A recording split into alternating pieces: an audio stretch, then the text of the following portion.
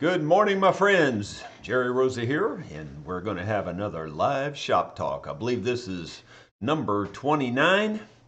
I think we've got a really nice shop talk lined up for you this morning. I think it's possibly one of the most informative, one that will hopefully save you a lot of money down the road and hopefully get you on the right trail to fix the right thing also. So without further ado, let's get started. I've got a list of a number of things here that I want to talk about, and we'll just take them in order that are on this piece of paper here. As always, we'll have a live question and answer, assuming we have time, and I think we will. At the end, be sure to start your question with several question marks, 2 or 3 at least, and that way I can see it much faster and know it's a question, rather than putting the question mark at the end, which is harder for me to find as they scroll up the screen. You may have noticed that we just put out video number 500, and video 500 is kind of misleading because we have nearly 700 videos out there on YouTube. So I got quite a few congratulations on the 500, and that's very much appreciated, you understand.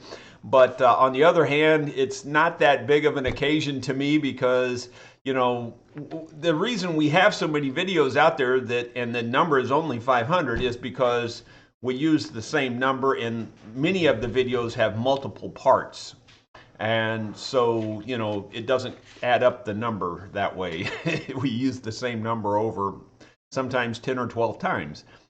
But anyway, we're doing well on that end, and to discuss that in just a little bit more, we just passed 65,000 subscribers. In fact, we're at 65.5, I believe.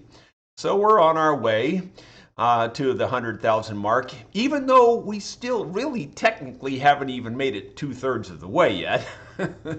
but we're on our way. So we're getting close, and it is doing well. And by the way, right at the moment is just about the best we've really ever done on YouTube in terms of the amount of views and the amount of view time. And I have to tell you that the revenue that's coming in from the ads has finally made it really worth doing.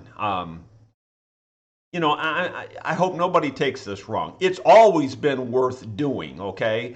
I'm talking about the videos themselves, paying for the time it takes to put out the videos.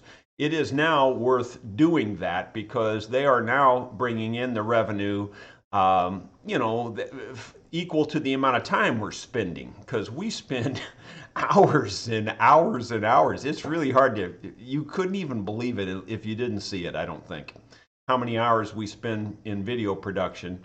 But it's finally paying off, and it's good because the hands are not doing that well. So if the videos are doing well and the hands aren't, I can spend more time doing videos, and it makes sense now. And you know, I can give the hands a little bit of a break. And you know, you've probably noticed over the last week that we put out a whole lot more videos than normal, even with Melissa being gone.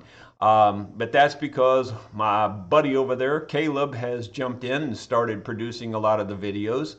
And in fact, he's pretty much done the entire production on the Massachusetts Mandolin, or at least the last several videos. And the final part of the Massachusetts Mandolin will go out today. And someone in the questions already this morning asked, when will we start the auction on the Massachusetts Mandolin?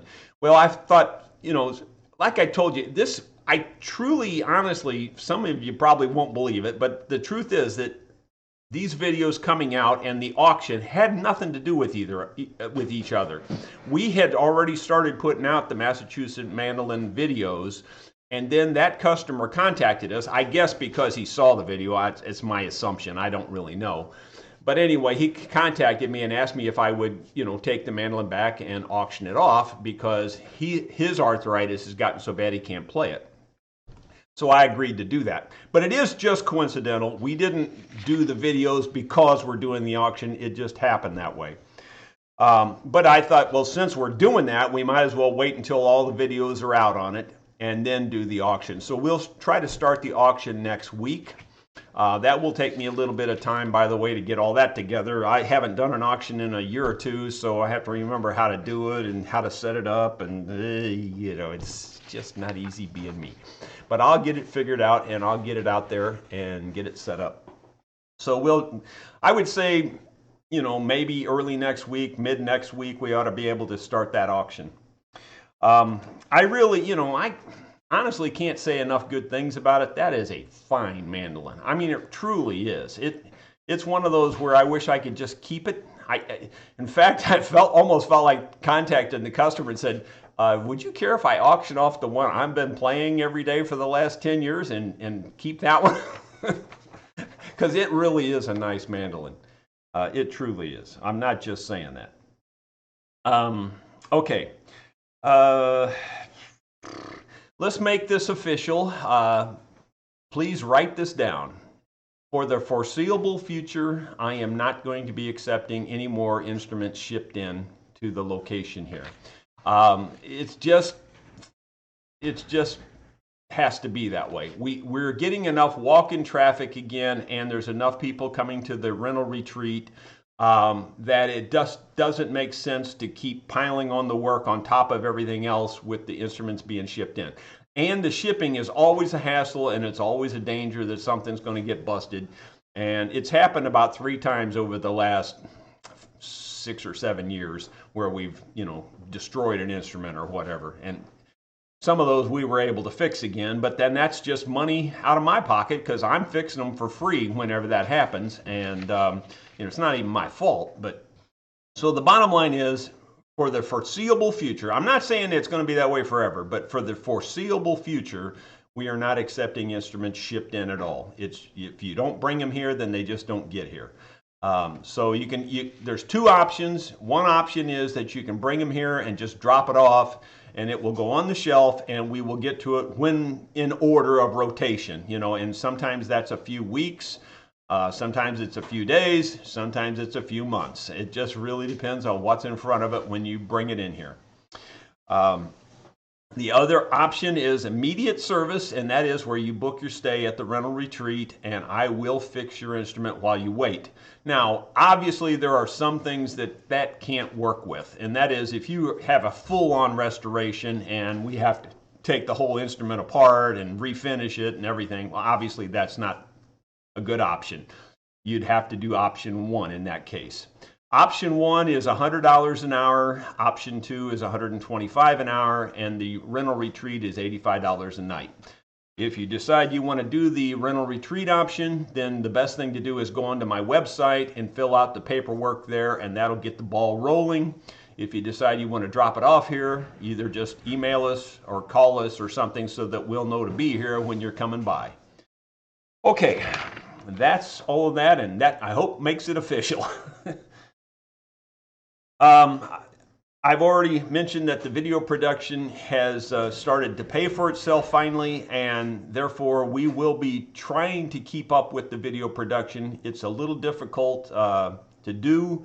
It's just Caleb and I, and so between the 2 of us, we hope we can keep putting out a lot of videos. We put out a whole lot this last week, but I don't know if we can keep that pace up or not. That was quite a few. Okay. Next item on my list here is today's shop talk. I have put a link to a news video, I guess you'd call it. A news crew came here back in 2019, and I actually never did see the video. I never did see it until just a day or 2 ago. And they did a full-on interview and, you know, a lot of just kind of a montage of things going on here in the shop. And it's really done well, of course, being a professional news crew. They know what they're doing. And anyway, there's a link in the description of this video that after we're done here, I would appreciate it if you'd check out that link. I think you'll enjoy it. Let's see. I think that brings me to our gifts. I've got 2 little clips here on some gifts that I received. The first one is some really nice gifts, but the second clip, and you'll see me in between, and I'll tell you about the second one. I think you'll really enjoy watching the second one. It's pretty cool. These first two are really nice, and you'll enjoy that as well, but the second one is a homemade type deal, and I think you'll really enjoy seeing that. So let's go to that first one, and we'll show you what that is. My friends, my viewers are the best. And I think I've said that before, but you guys keep proving it over and over. Just received a huge care package from Jeffrey Moore. He is the owner of the Massachusetts Mandolin, and we are going to be putting that mandolin up for auction very shortly. But he sent me a large care package here too, and I thought I'd just show it to you really quickly. This is a bag full of what I'm assuming is Scotch-Brite pads. Now that I pull one out, it actually says Scotch-Brite on it. He sent a bag of this fabric. It looks to be felt, perhaps, maybe stick-on felt and things. It's got 2 different colors, it looks like, maybe 3, I'm not sure. It's a sealed bag. I haven't opened that yet, but it looks like it's some sort of a felt type material. He sent a couple more of these. I'm not quite sure what these are. These are softer. These are, I don't think, are Scotch-Brite. I think they just are for padding or something. I'm not quite sure. He may have something in mind on there that I didn't see a letter in here. If there was, I missed it. He sent, it looks like a kind of a rubber neck support, which is pretty cool. It says Music Nomad on the side of that. It's kind of a rubberized material. It looks like plastic. Well, it is plastic on the inside, but the outside coating is a rubberized material. So that's pretty cool. He sent 5 bottles of Phoebing's leather dyes. And just to give you an idea, he sent a dark brown, a black, a yellow, a red, and a burgundy. Really nice. And a bunch of miscellaneous parts. Here's a bunch of screws, some tuning buttons, new bottle of True Oil varnish. That's always helpful. Bunch of pipettes. We can always use those. Looks like a pearl nut for a mandolin, and some more screws and some more ferrules for tuning keys. A book on violin varnish. I may get back into that again and try making some more of that. And if I do, that definitely will be helpful. A couple of more tuning key parts here. Some more, like an end pin and some more ferrules. We can always use these kinds of parts and things. And I just want to say thank you to Jeffrey. I really do appreciate it.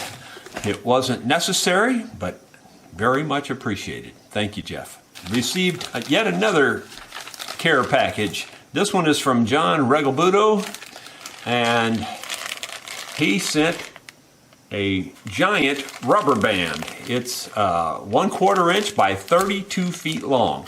And so, you know, that's for wrapping around things, tighten things down. I can envision it on using it on guitar necks, especially when you want to, you know, wrap the binding tight or whatever, or even around the body. With it being 32 feet long, you can wrap a pretty big body with that. So that's really cool. I believe it's model airplane rubber band. It's extra stretchy or whatever you want to call it, and you know, extra elastic, and I don't think it'll break. So it'll hold up to a lot of abuse because it's made for that particular purpose. John, thank you very much. I'm sure this will come in quite handy. Okay, well, there you go, and I thank both John and Jeff there for those gifts. I really do appreciate them. I seriously do. It's very nice of folks to send me stuff. It's like Christmas here all the time. It's pretty cool to get things like that in the mail. Never expected that when I started a channel. I really didn't. You know, it just, not to beat the channel thing to death, but you know, I never dreamed that this would have the impact it has. You know, I hope nobody thinks I'm getting the big head. I'm not. I'm still just little old me. I even feel bad about using the word teaching. I don't even like to say I'm teaching you something, because I figure I'm just showing you what I do. And I just show you how I do it and that. And a lot of people, you know, send me thank yous every day on, you know, the fact that they learned how to fix their own issue. So that's really wonderful, and it comes from all over the world. So that's another reason why I'm putting more priority on the videos now, because I just never dreamed it would have that kind of impact. I see that Rasmus is asking about this guitar, and that is on my list here to talk about. We'll get to that here in just a minute. The next thing is this next gift I want to show you. Came from the Netherlands. Take a look at this. This is so cool. It's just beyond words. Friends, once again, my YouTube viewers are the best. I have received some really nice handmade gifts over the years, and this is definitely one of them, and it is really fine. This came all the way from the Netherlands, and the fellow's name is Willem van Londen. I won't try to pronounce the town he's from. Impossible for me. He wrote a letter, and when I first read the letter, I first took it as a little bit negative, like he was getting on me. But then after rereading it, I don't think that was his intent at all. I think he's trying to be very helpful. So what did he make? Well, he made the coolest router base for a Dremel tool I've ever seen. And it's a plunge base, so it can plunge in and do a nice job. The base I have for the Proxon, I believe it's intended to be able to be a plunge also. I'm not even sure of that, but I don't use it that way, I'll be honest. You know, it's got a deal here where I think you could plunge with it. I've never used it that way. My problem with this is I run out of travel before I could possibly plunge. But I suppose you could plunge with it. It's not exactly designed for that, I don't think. And it's a little stiff. It's not exactly designed for that, I don't think. And it's a little stiff, a little awkward. But it is a good base, at least compared to the base that I had for my Dremel. But now this, my friends, is a real base. It's made really well. And I can tell that Willem watches the same machinist channels that I do, because at the end he said, "Bob's your uncle." All of the machinists on YouTube that are kind of in a clan or a clique together, they all say that. And they all get together all the time and support one another. And so I'm sure Willem watches those same machinist YouTubers. But anyway, this is really cool the way it works. Let me turn the camera down here and I'll show you how I think I should use it. And basically that's what he pointed out in his letter also. So let me just turn the camera down and I'll show you. So what you can do is you pull your bit down till it hits the table. You know, you can set the thickness that you want to route underneath this guide right here. This depth gauge, I guess you'd be better to call it that. And you can tighten the depth gauge down. Then your router comes back up so it's not touching anything. Then when you get to your workpiece, and there is one little minor thing here. I'm going to maybe put a little catch on these right here so to keep this from, like when I'll absentmindedly lift it up and I lift it off of that right there. That's what I do. So that's just me. This is a way to lock it down where it'll stay at a certain depth, but you can't plunge it then. So I might put a little cap on this or something, or a nut or a pin or something to keep that from lifting off. But other than that, I think it's pretty darn perfect. I'm going to try routing now. I've set it for the thickness of this.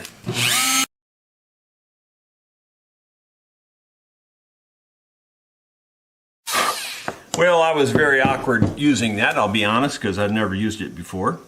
And just testing it here, it routed deeper than this. Now maybe I didn't do it right, but let me show you how I did it. Maybe I have to take into account something else. What I did was I sat it on the surface here, brought it down to the surface, and I guess I could lock it in. I didn't lock it in before. And then I just sat this on there and drop it down to that. Tighten that down. So now it should be, if I let it plunge, it should plunge down to the thickness of the material. So I set it to that thickness. It should plunge to that thickness, but I think what it's doing, I think it's the bit, that the points on the bit are cutting a little deeper perhaps. I'm not really sure. But anyway, I'm going to drop it down to that depth again, to the depth stop, and lock it, and try it again, see if it cuts a little shallower this time.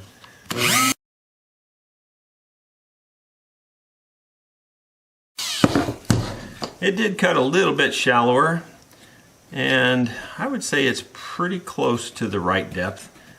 It's within a thousandth or two, I think. So it's probably just me getting used to it. Yeah, you can possibly see that the second time it did cut a little bit shallower here on this side. So that's what it should do. It should cut, you should be able to set it to your exact depth you want, plunge it down, hold it there, and cut it. Another cool feature that he put into this that you haven't seen yet is you can plug this in and you can see it's all lit up. Very cool. A little bit bright, and he said that I might need to tone this down, maybe with some dark paint, and I might do that. I might put some flat black paint on that because it is a little bit glary when you're looking at it like this. But I'm telling you what, that is really a well-made piece of equipment right there. It's beautifully made, it really is. It's very solid, very well made, and I am positive I will get a lot of use out of that. I'll practice with it some more so that I become an expert with it, because that what you saw on camera was the very first time I tried it. I never tried it before off camera or at all. It's always awkward when you do something like that for the first time. But man, I'll tell you what, you'd have to go a long way to find a better base for a Dremel tool than this one right here. That is fine, my friend. You could make those and sell them and go into business and you'd make $1 million. That is really, really nice. And if that wasn't good enough, well, looky here. He also made a circle cutter attachment for it. And it screws in right there. Basically loosen these up and you can thread each one in right there, like so. And I'm not going to put it in all the way, but I'm just going to show you quickly how it works. So you could screw those in right there and tighten them down. And then you got your pin holes right here, and this is also infinitely adjustable. So you can go from a pretty small hole all the way up to a very large circle. So very cool, very, very cool the way that's made. I tell you what, he's a mechanical genius. There's no doubt about it. But friends, I thought I'd check out this circle cutting jig that Willem made that goes with his router base. And I think we might have a little minor setback here, not a big deal, and that is that I think it might cut a hole a little bit too large for your standard sound hole, but I think there's a way I can adjust it that I could maybe machine it a little bit to fix that. I don't think it's very much too big, just a little tiny bit too big. So I'm going to try it right now and see how big the hole actually is.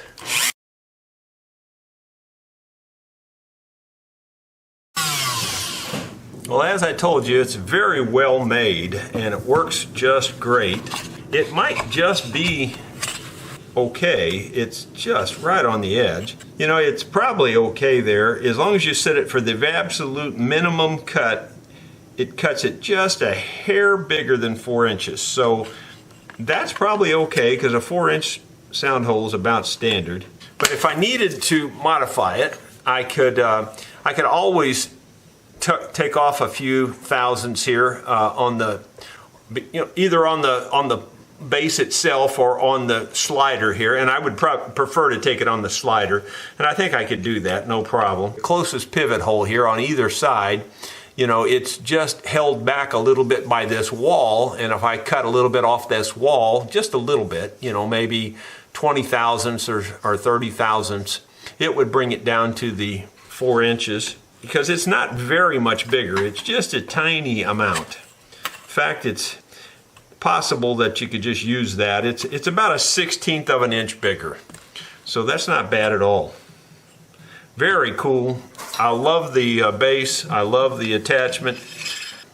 I'll probably do a little bit of modification to it, like maybe routing off a little bit of that. I may put a little couple of stops right here so that when you pick it up by the tool, if it's not locked down, you won't lose it there. You know, basically it can fall out if you don't have some kind of a stop right here. So I think I may make some kind of caps that go on this. Very cool. I absolutely love it. It's the next day, my friends, and I want to show you the modifications I made to Willem's router base. And they're not significant in one way, but they're necessary. So first thing I did was I painted it flat black, and you can see the light there does not glare nearly like it did. It's just perfect. In other words, you couldn't make it any better than the way it is. That light is just awesome. The flat black just tones it down to the perfect color. It's going to be just great for working on stuff. I seriously can't imagine anything better than that. You can see here that I threaded this post and put a nut on it, and that's so that when you pick it up, this base doesn't fall off. And I didn't want it, you know, backing off by vibration. So I put a little bit of that glue on there. I figure if I ever need to take it off, more than likely the glue bond will just break anyway, and if it doesn't, then I can heat it with a little torch or something and break the bond. So that shouldn't be a problem. The last modification that I made, I think I showed in the video that if I was routing a sound hole, it was a tiny bit too large for the normal size sound hole. So what I did was I took my milling machine and I milled that little notch in there, and that doesn't look like much, but it's about 100 thousandths of an inch deep, and that gives me a 200 thousandths of an inch smaller hole, which is nearly a 1/4 inch. You know, it's just perfect. For my purposes, you know, just to be honest, I don't really need this very long. I could probably cut it off right there even and be plenty long for my purposes, because I'm only using this for guitar sound holes or rosettes or that type of thing. So you don't need this to be very big. But on the other hand, it's nice to have this length, and so if you do have some other project come up in the shop, I can always, you know, make a much bigger hole. What I might do when I get time is just make me another set of these that are just much shorter for my normal use, and then have these on the shelf for use at a later time if I ever need them. I forgot to mention also that he did include an extra pair of springs in case these springs ever wear out or whatever. And so I thought that was very thoughtful of him. All in all, one awesome piece of kit right here. He did a wonderful job machining it. It really does fit my needs perfectly. I can't really imagine it being done any better. So Willem, my friend, thank you very, very much. I'll probably throw rocks at the other base now and I'll probably never use the Proxon again. Why would I? Thank you so much. No kidding. That seriously is the coolest bass. I can't even, you know, what makes me mad is I should have thought of that myself. I should have made one of those a long time ago. That thing is awesome. I mean, it seriously is awesome. He could make $1 million with that bass. It is that good. I mean, it really, truly is that good. Sell them all over the world. So thank you, Willem. Thank you, thank you, thank you. I really love it. I absolutely love it. And for those 2 or 3 people out there in the stratosphere that think it's terrible to modify a gift, he even said in his letter that I should modify it to make it work better for me. I didn't have to do hardly anything. I mean, it basically was perfect. And he even said in his letter that I probably should paint it to tone the glare down.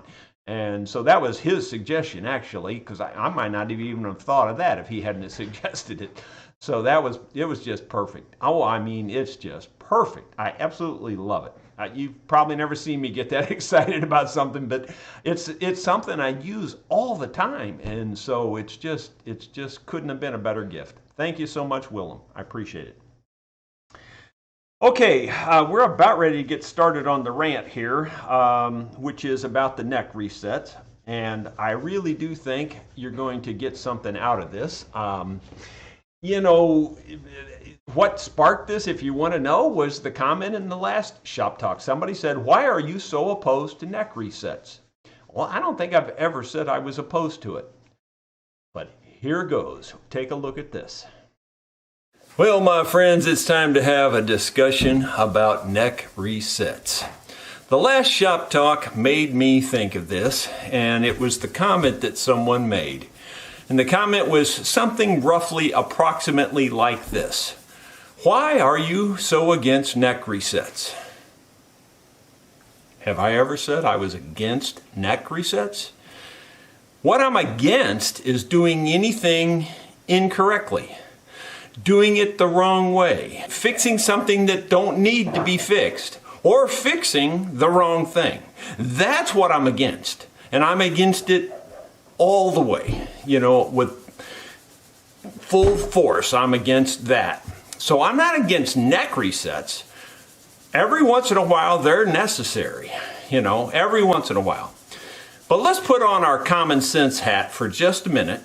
Really seriously think about this from a common sense standpoint. Just think about that first. Then, and don't tune me out, listen to this. Guitar manufacturers have been building guitars for way over 170 years. Martin's been at it 170 years, okay? With that in mind, 170 years experience building millions of guitars, they kind of have that down on how to put a neck in a guitar. Okay, they've got, especially nowadays, they've got CNC machines, they've got every kind of thing you can imagine, and they put that neck in that block and on those sides, and it's exactly right. It is. It just really is. The joint is tighter than a bull's butt at fly time.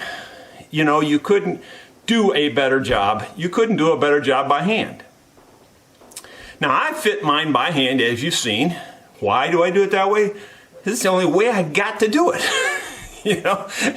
and I'm not saying it's better. It's just as good if you do it well as the way they do it. But the factories have it down to a science. They really do.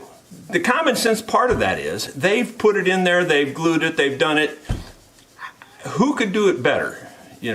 Could you do it better than that? I couldn't. I can tell you straight up and down, I could not do a better job than what the factories do. So the common sense part of that on the other end is, what makes you think it needs to be reset? It's pretty dang near perfect already. Now, don't tune me out. Having said that, sure, things can go wrong. It's possible they didn't get glue in the joint. It's possible that the part of the heel broke. Things are possible. I'm ruling those out though. I'm just saying in general, the 99 percentile range, what makes you think that needs to be reset? It doesn't. For the most part, it doesn't. So why does it appear that it needs a neck reset? That's what you need to start thinking about. And that's what you really need to look at before you do a neck reset. Just example, and I'm not picking on the customer. Please don't hear me say that, because everybody comes in saying this. It's not just this one customer, okay? Almost everybody says this. The Regal Rec 2 that you just saw the video on, the customer multiple times said, it needs a neck reset. I've been told it needs a neck reset. I'm sure it needs a neck. He probably said it at least a half dozen times. He even said it in his email, etc. and so forth. Well, you notice I didn't do a neck reset. It didn't need a neck reset. The neck was put in the joint pretty dang perfectly. Everything was just fine. So what was the problem? Why did everybody think it needed a neck reset? Well, you saw all the problems in that video. There was just a gazillion of them. Especially across the front here, it wasn't braced properly. It was just screwed up big time, and the neck block in there the neck and neck block had pulled up like this and just created a big, high spot here. That was probably the worst, and that caused it to bow down right here because it bent this up and it just bowed this down. You saw I put in an extra brace there. You saw that I got that all flat. It was pretty much as flat as this one right here when it left here. Well, that fixed 85-90% of it right there. Then all those other loose braces and loose points and things like that can contribute to it too. But especially in this area here, if that's pulled up, now that particular guitar didn't pull up very much right there, to be honest with you. I went ahead and replaced the bridge plate just because I could at the time, and it was going to be better for the guitar in the long run. So that's why I did that. But it also helped the sound too, I think. When this pulls up, almost instantly, it looks like you need a neck reset. So my point is, I am not at all opposed to doing a neck reset if a guitar needs a neck reset. And I've run into a few over the years that need neck resets. But seriously, put your common sense hat on. How did that neck joint change? It pretty much can't change. Nothing can move inside that neck joint. Now, sure, we've all seen a neck joint that is loose, you know, and those are the ones that are candidates for neck resets because something's not right there. When you see the neck joint is actually loose and you see a gap in the neck joint, well then, yeah, now you're talking you might need a neck reset because something's really wrong in the neck joint. But if there's nothing wrong with the neck joint and you look at it and it looks perfect and there's nothing loose, there's nothing, then I would highly suspect it's something else. Highly suspect it's something else. And way before I would do a neck reset, I'd be looking at every other possible thing. Like I've mentioned many times before, I know a fellow, and I know him personally, and he seriously makes his living on doing neck resets. And if you take him a guitar, it's kind of like, you know, going, I don't know, to a specialist doctor. You go to that particular specialist, that's what you're going to get, you know. And that's kind of the way this guy is. If you go there, you may have a broken E string, but you're probably going to get a neck reset when you leave, you know. I mean, that's kind of the way it is with this fellow. Sorry, but you don't need a neck reset. At least 9 times out of 10, you don't need a neck reset. You need to fix the real problems, what you really need. Now, let me tell you one more thing while I'm still up on my soapbox. When I do have to do a neck reset, with the exception of the ones where it's clear that there's a problem. You know, when it's clear there's a problem, all bets are off. You know you're going to need to do a neck reset.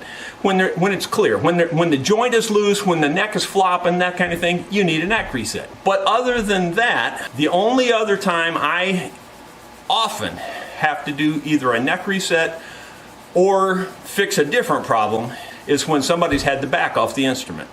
If you've had the back off the instrument and you didn't put it back on properly, like you saw me put it back on in the Regal Rec 2, and that's a really good example of how you need to put it back on a guitar, is you need to check that neck angle every step of the way. If you don't put your back on that way, then very likely your instrument's going to need a neck reset. And you're going to blame it on the neck. It's not the neck, it's the way you put the back on it. Yeah, that's for sure. People think, just take the back. I hear that comment so many times, and I just laugh at it because I'm thinking, you have no clue what it involves taking the back off an instrument. First of all, it's highly destructive. Second of all, it screws up everything on that guitar because everything just moves, and now you got to try to put this thing back on there, and it'd be like trying to put a raccoon in a paper sack. It ain't easy. I'm seriously telling you, it ain't easy. Everything's moving, everything's, pulling a different direction, and you're trying to put a raccoon in a paper sack. Trust me, that's about what it's like to put a back on a guitar. So don't just make that comment, take the back off of it. Think about it before you do it, because you're really getting into a can of worms when you do that. And after you do that, you may need a neck reset. I hope that makes sense to you guys. I'm not opposed to neck resets at all. I'm opposed to doing things the wrong way. That's what I'm opposed to. I'm very much in favor of figuring out what the real problem is and fixing the real problem, not just do a neck reset because your strings are high. Like I said, the common sense part of that should tell you it doesn't need a neck reset. If the neck joint is tight as it can be, and it came from a factory, the odds are it's right. Something else went wrong. I'm done. I can't think of anything else to say. I hope that makes sense to you. Thank you. Well, I hope that did make sense to you. You know, I can't overemphasize how many things I see done just wrong. I mean, I can't sugarcoat it. They're just done wrong. And neck resets is way up on the top of that list. Way, way, way up on the top of the list. Everybody says, my action's so high, I need a neck reset. Well, why is your action high? That's what you need to figure out. Figure that out first, and then decide, do you need a neck reset? If your bridge is pulled up, you don't need a neck reset. You need to fix your problem with your bridge. There's just so many things. Look at that top. If it's not flat, you probably have another reason why your strings are high. Flat top guitars, that's the nature of the beast. They're flat. Look at it and see why it's not flat. Fix that problem and then see if you need a neck reset. No, seriously, I can't overemphasize this one. This is, I would say, of all the things that I've seen in the last 40 years of doing this, it's the one thing that gets done wrong more often than anything. And somebody asked a question there that if you do a neck reset and it's got a different problem, won't it just get worse? Well, yeah, it will just get worse. It will get worse a whole lot more sometimes, because now you got the neck back down there and now there's that much more tension again, and it's going to pull whatever it pulled the first time, it's going to pull it that much more the second time.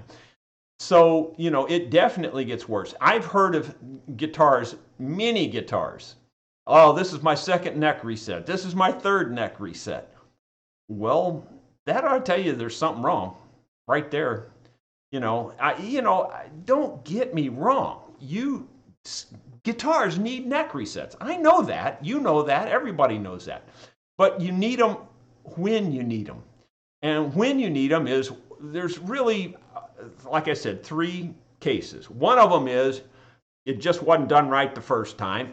I'm guilty of that one on my brother's guitar. I didn't put his neck in there perfectly the first time.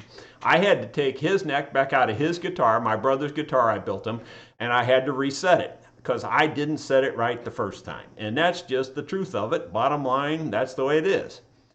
That's the first reason. Second reason is that it somehow came loose or broke. Yeah, and you see that more often in like big upright basses. I mean, I see that a lot in upright basses where the neck has pulled, because there's so much tension, it'll pull that block, break the block. But you see it in guitars a lot too. A guitar falls over sideways, hits it hard enough to pop it and it busts that neck joint, whatever, and then that neck's loose too. And you see the necks wobbling. Those need neck resets, no question about that. So those 2 reasons right there, you didn't do it right the first time or it broke. But the third reason I see why I do need to do neck resets is, like I told you, somebody took the back off the instrument and screwed it up. That's really the third reason why I do neck resets. That pretty much sums it up. In 40 years, that's the only neck resets I've had to do. Yeah, you can't argue with black and white. I mean, that is black and white. So seriously, before you spend the money to have somebody do a neck reset, really feel like it needs neck reset. Look at it and determine if that's the real problem. If it's not one of those 3 things, I'd highly suspect there's a different problem. So there you go. Yeah, using epoxy for gluing is a good reason to do a neck reset because epoxy doesn't hold. I'm totally, boy, that's my next soapbox is epoxy in instruments. Just don't use it, period. Epoxy's great on a lot of things. It's not great on an instrument. I haven't seen really any circumstance where epoxy is the perfect thing other than to just fill a hole. And I use it for that. Like right at the end of my truss rod there, I'll have maybe a little tiny hole and I'll fill it with epoxy just because I can. I don't use epoxy to hold anything. It just isn't the right glue for instruments, in my opinion. Period. And, you know, everybody else can have a different opinion, and that's okay. If I'm the only guy with that opinion, it's just perfectly okay with me. Let's see. Let me get back to my list here. The status of the 12-string and the Last Hurrah guitar. I don't want to go deep into this, and I will not go deep into this, and I will not answer any questions if you ask. But I kind of think I know what the real status is with the fellow on the 12-string guitar. It ain't good. As far as I know, he's perfectly healthy, but the status ain't good, and that's as much as I'm going to say about it. So as far as I know, I will probably be keeping that guitar. The other thing on the Last Hurrah guitar, that's this one sitting here. I've made some progress, and I'm amazed I've made this much progress because I haven't had much time to work on this at all. But just yesterday I made the back. So this is going to be the back on the guitar, and you can see I haven't even cut off the extra pieces I glued in there. So I book matched the back, as you can see. And I've got the body pretty much done. You can see it's pretty much finished. There's the top. And you know, I don't know if I told you before, but I think I did, why I had to put this white thing in here where the neck goes. It's just simply because the log I had of this rosewood wasn't long enough to reach all the way around. So I had to do that to take up the space. And I'm going to have to leave a little bit wider space here too than normal, but that's okay. It's not that big a deal. I'll just make a more decorative tail thing here. But anyway, this is really turning out nice. I don't know if this mic can hear this or not, but man, this thing has got a ring.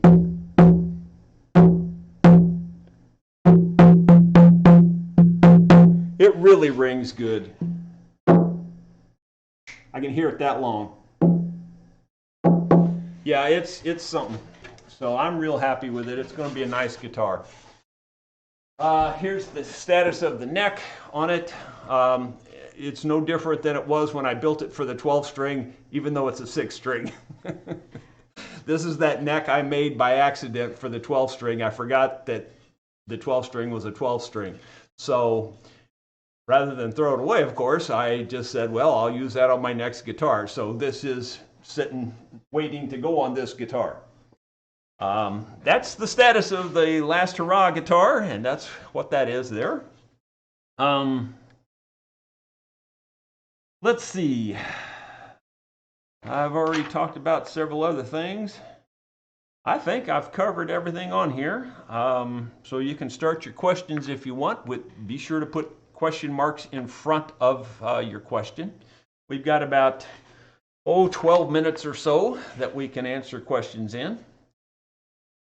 So my first question to you all is, what did you think about the neck reset rant? Do you kind of understand and agree with it, or do you think I'm just all wet? First question here.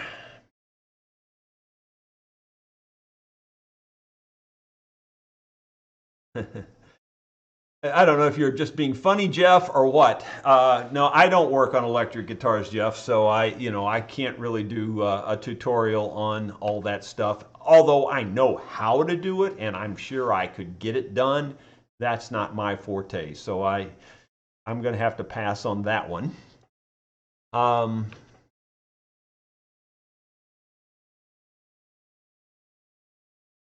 What do you think about shaving a bridge to reset a neck angle to the bridge? It's, I don't think of it that way. I would do that if that's what makes the setup work temporarily. I don't have a problem with shaving down a bridge, but I would only shave down the bridge if I didn't think there was any more serious problem. If I thought there was a more serious problem, I wouldn't shave the bridge down because I'd fix the problem. It's just that simple. But if it looks like that's the only issue and shaving the bridge down would fix it, then I'd shave the bridge down, as long as you don't have to go crazy thin. Let's see. Stanley says he agrees. Bob says he agrees. Matt says, I agree with you. Okay, well, good. I'm glad to see that because I really am passionate about doing things wrong. I mean, I really am. Man, it just like nothing gets my dander up worse than to see somebody fix the wrong thing or, yeah, just put band-aids on. Well, putting a band-aid on something, I could do that, but you know, when you blatantly fix the wrong thing, that's just like a surgeon to me. You know, you go in and you need a kidney transplant, and you come out with a new heart. I mean, something went wrong. And to me, that's the same way on the instrument. You go in with a problem, you come out with a neck reset, and you still got the problem. That ain't good. That ain't good. So that's the way I look at it, and that's why I'm so opposed to doing things wrong. It just creates further problems down the road. I'm the string instrument MD physician. Good rant on the neck reset. Practice makes permanent. Let's see. Yeah. Yep. Thank you very much. I appreciate to see that you do agree. You know, everybody can take everything different ways. I hope I said that clearly enough, though, because, I know you need neck resets once in a while, but those three reasons are probably the main three reasons you need them. And if it's not one of those three reasons, I would really be highly suspect of doing a neck reset. What do I think about sinker woods? Well, I can't say as I think anything about it because I don't even have a clue what that is. Unless it's just something going right over my head that's obvious, but I don't know what that is. Can we get a close-up of the router base? Well, we can. Yes, we can. My cohort was using it. He came in last night, was working on his own project, and he had it all taped up and everything. So he's over there stripping tape off. But this is really a cool deal, man. I mean, seriously, it is a cool deal. Yeah, Willem is just awesome. Look under here, you can maybe, I got to get it just right. Those are the lights, those little on each side, and it's hard for me to point because everything's backwards. But those are the lights there. And let's see, what else? Of course, you got your springs here to keep it pushed up. You can push down on it, and it pushes itself back up. This stop right here, that's how that works. You can set that stop at any depth, so you can just go down and, to a certain depth and lock your stop in, and that way it stops you from going any deeper, which is really cool. As I said, I just put that little nut on there, which was no big deal at all, just to keep that from falling off, because it's just like that. If I pick it up, it would fall to that spot. So that's the only reason I put that on there. Everything else is just perfect. I will probably cover the bottom of this. I just didn't have time yet with that real slick tape I have. I forget what you call it, HDPE or something like that tape. It's that slicker than snot tape that you buy. And so I've got some of that over there somewhere, and I'm just going to cover the bottom with that. That way it won't scratch any finishes or anything if you use it on a finish. And it is so well made, I can't even believe it. It seriously is a killer item. I don't know if he made his knobs or if he bought them, because I know you can buy knobs like this. But either way, it all just goes together perfectly, and it's just wonderful. Just wonderful. So thanks again, Willem. Let's see some more questions here. Have I ever made a mandolin from Paducah? No, I have not.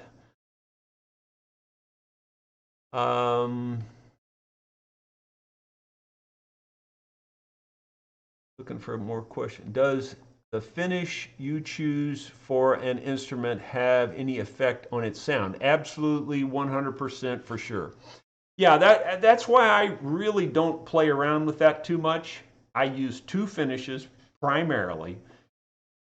Excuse me. I use oil varnishes and I use lacquer, nitrocellulose lacquer. Those two are tried and true finishes that give a good crisp sound. One other good finish that I know is a good sounding finish, I just don't like it for a different reason, and that would be your French polishes with the alcohol-based shellacs. Couldn't think of the word. The amber, like amber shellac, or just shellac flakes, and they use alcohol to apply that with and melt it down and apply it, and they buff it out and do a French polish. It's a beautiful finish. It's a beautiful sound. But the reason I don't do that finish is simply because of the durability. It scratches easy, number one, and number two, if you sweat a lot, it will turn milky white. So that's a great finish. Don't get me wrong. It's just not for me. So I don't use that one. But and that's why I don't do like epoxy finishes and things like that. They just, in my opinion, I know a lot of companies do that now, but it's just not my idea of the perfect finish. Finishes are very important to your instrument on the sound. Polyurethane, I did it one time, and honestly, I gotta be honest, it sounded pretty good, but I don't know. I'm sticking with those two.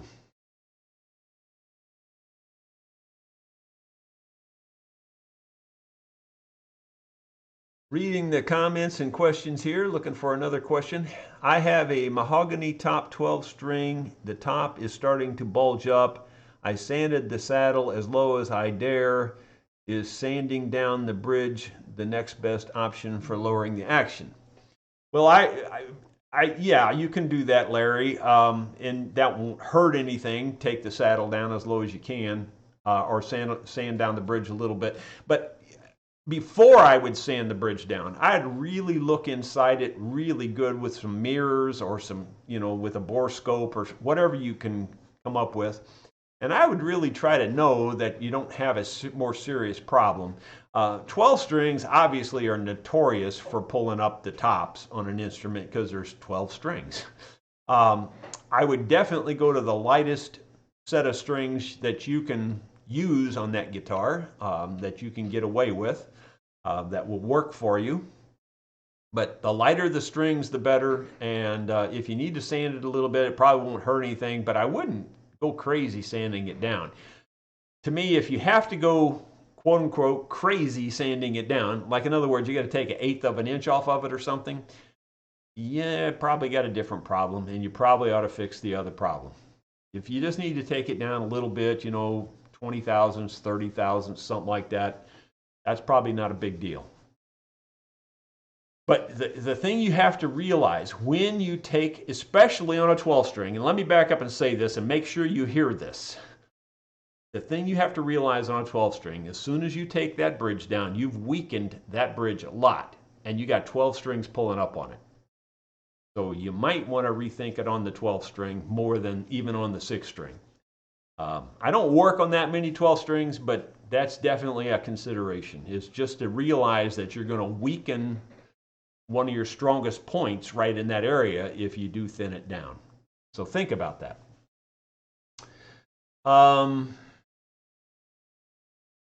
Can shellac be covered with oil? Yeah, with oil varnish. Yes, absolutely it can. I think even shellacs can be covered with nitrocellulose lacquer. In fact, I know it can. So yeah, shellac is a good first base, really. I haven't used it much, to be perfectly honest with you. I mostly use shellac to touch up little spots on finishes and things. It's really good for that. But shellac is a good finish. It's a good acoustic finish. So, you could do more experimenting with using it as a base coat for sure. But the problem is, if somehow moisture gets in under that base coat, it'll turn that milky, even if you've got something else on top of it. So just know that.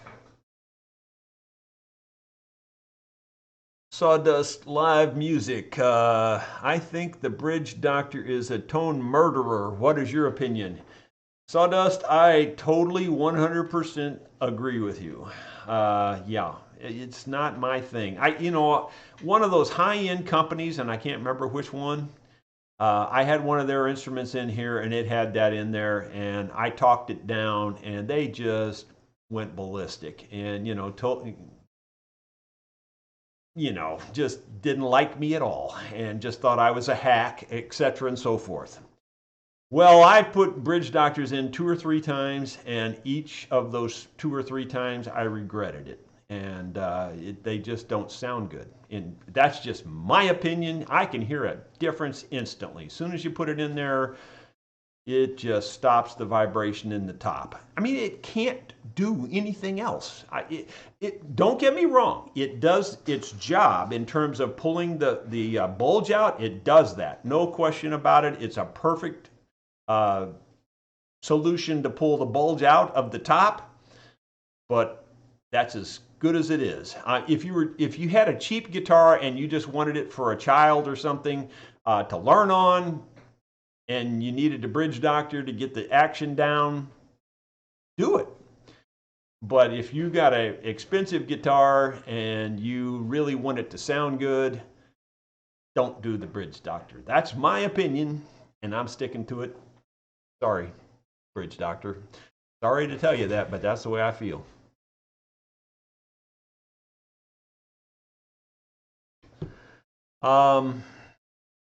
We're at our time here. Let me see if I can get 1 or 2 more questions real quick. Have you ever lined the end grain of the inside of a sound hole? Have I ever lined the end grain of the inside of a sound hole? No, I haven't, Matt. I know what you're talking about, and I've seen it done even on F-holes on mandolins, but I have never done that actually. I don't have a problem with it. As long as you allow for the thickness of that material and make the sound hole that much bigger, I don't have a problem with it.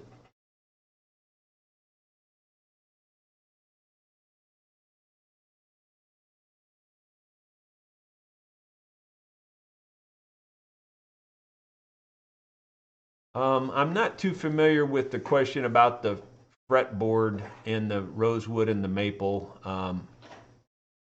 Yeah, to be perfectly honest with you, I don't think the fretboard itself has a ton to do with your sound. I'm sure that's open for debate and open for argument, but at least 80, 85%, if not 90, 95% of your sound comes out of the box. I mean, it comes out of the top board, the sides, and the back. The strings obviously have something to do with it too. The fretboard itself, the neck, the nut, not so much. I wouldn't even attribute 5% to all of that. That's just my opinion, and I'm welcome to my own opinion. Okay, I think that's, let's see, shouldn't you consider replacement of the bridge plate before using a bridge doctor or shaving a bridge? Well, yeah, possibly. I mean, certainly, Brian, it's a good possibility. There can be so many reasons why your bridge is up. I mean, it could be braces, it could be the bridge plate, it can even be the bridge itself.